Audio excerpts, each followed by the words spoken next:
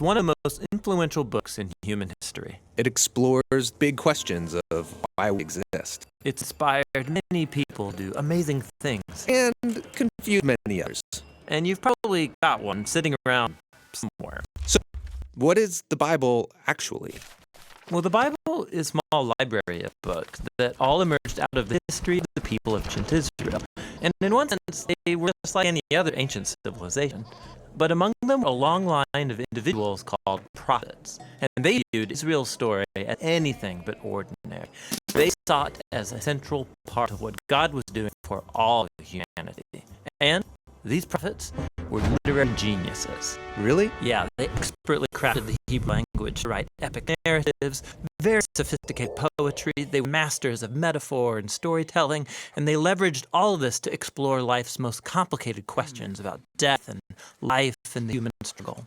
So, there's a lot of different authors writing this book. Yeah, and these texts were produced over a 1,000-year period, starting with Israel's origins in Egypt, then leading up to their kingdom with their first temple, but eventually they were conquered by the Babylonians, who took them away into exile.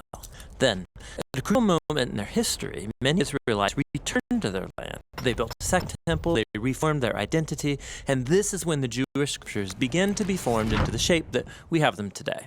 Okay, the Jewish Bible. What's in it? Well, in Hebrew, it's called by an acronym, Tanakh. The T stands for Torah, sometimes called the Law. That's Israel's 5-book foundation story. The N stands for Nevi'im, the Hebrew word for prophets. And this section consists of the historical books that tell Israel's story from the prophet's point of view. Then you get the poetic books of the prophets themselves. The K stands for Ketuvim, the Hebrew word for writings. This is a diverse collection of poetic books, wisdom books, and narrative. And the Jewish people believe that through all of these literary works, God speaks to his people. Now, there were other Jewish writings being produced during this Second Temple period. Well, yeah, a really diverse group of texts. And these too were highly valued in Jewish communities. And there was debate from ancient time about whether or not some of these should be considered part of their scriptures. So, this is a lot of different writings for a long period of time. Why did they put them together like this? Well, altogether, these texts tell an epic story about how God is working through these people to bring order and beauty out of the chaos of our world.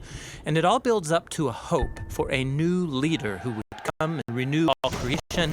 And then the Tanakh concludes, and this leader never comes. So it's an expertly crafted work, but it's missing an ending? That's exactly right. Now, a few centuries later, a Jewish prophet comes onto the scene named Jesus of Nazareth. He claimed he was carrying the Tanakh story forward. Yeah, so Jesus did a bunch of cool stuff, was killed. His followers claimed he was alive from the dead. They said Jesus was that long-awaited leader who would restore the world. And so his earliest followers, called apostles, composed new literary works about the story of Jesus. They called these Good News, or the Gospel.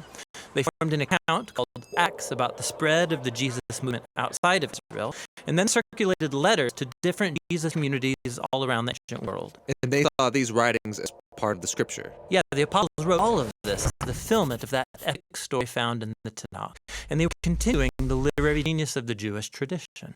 They also believed that God was speaking to his people through these texts alongside the scriptures of Israel. So that's the Old and New Testament. But what did the early Christians think of the other Second Temple literature? Well, different groups had different views about some of these books, but we know they read them and valued these texts because they passed them along with the Jewish scriptures. Okay, so we've got the Tanakh, the scriptures. We got these other Second Temple period works. Then the writing of the apostles about Jesus. And that's a lot of literature, so what's in my Bible? So the Christian movement has taken different forms over 2,000 years, and from the beginning, all Christians recognized the Tanakh and the New Testament as scripture. And for centuries, much of the Second Temple literature was read as part of the biblical tradition. The Catholic Church eventually made it official and called some of the books from the collection the Deuterocanonical books. Some Orthodox churches used even more books from this Second Temple literature. And then in the 1500s, during the Reformation, Protestant Christians wanted to go back to the oldest writings of the prophets and apostles, so they accepted only the Old